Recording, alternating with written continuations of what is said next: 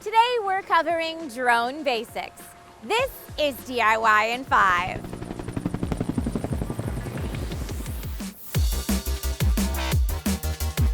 Hey everyone, my name's Trisha and you are watching DIY in 5, the show where we make tech easy enough that you can do it yourself, all in a video that's 5 minutes or less. Consumer available drone tech has really taken off in the last 10 to 15 years. Pun intended. And with it, regular old photography and videography enthusiasts like you and I can now capture images that used to cost thousands of dollars to even attempt. Pretty cool.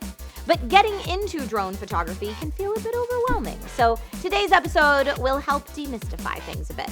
Let's get started. First, you'll want to choose a drone that's right for you. Where and when do you plan on shooting? Some drones are meant for indoor flight, others have built-in lighting for low light or nighttime conditions, some fly further than others. These are all important considerations.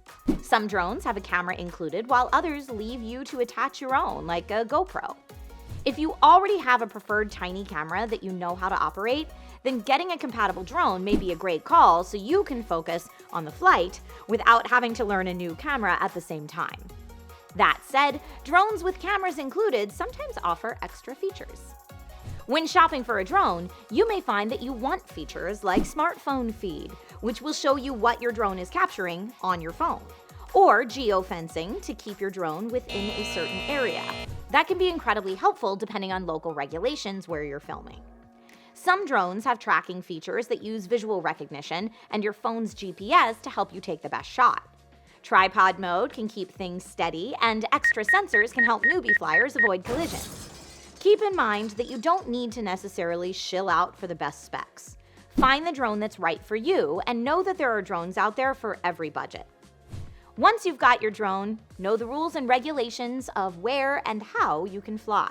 Here in the US, drones weighing between 0.55 and 55 pounds require Federal Aviation Administration registration, and you can't fly around airports, natural disasters, or large unprotected crowds, among other places.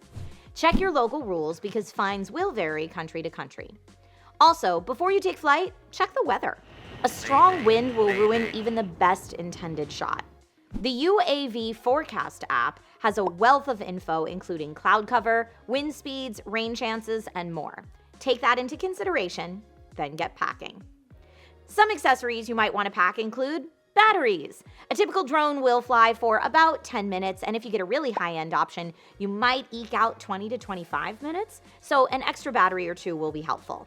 You may also want to invest in propeller guards to help protect your propellers and anything they may run into in the event of a flight collision or rough landing. Propeller lights are cool if you plan on flying at night so you can keep your eyes on the prize, and they look nifty too. And of course, drone shots take up a lot of space, so make sure you've got a few extra micro SD cards as well. The Kingston Canvas Go micro SD comes in capacities up to 1 terabyte and is a perfect pairing for many drones on the market.